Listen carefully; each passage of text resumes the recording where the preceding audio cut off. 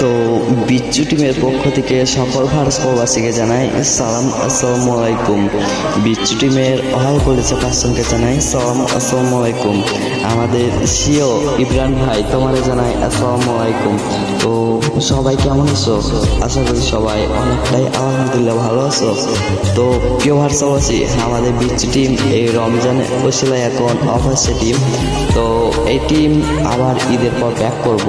তো যারা আমাদের টিমকে নিয়ে মস্করা করছো, গালাগালি করছো ভাই, তাদের ঘর কইতেছি দয়া করে তোমরা এই রমজানের সেলাই ভালো হয়ে যাও, নাহলে কিন্তু ঈদের পর মাঠে নামে নিলাম করে দেবো। সো বুঝতে পারছো আশা করি কথাগুলা।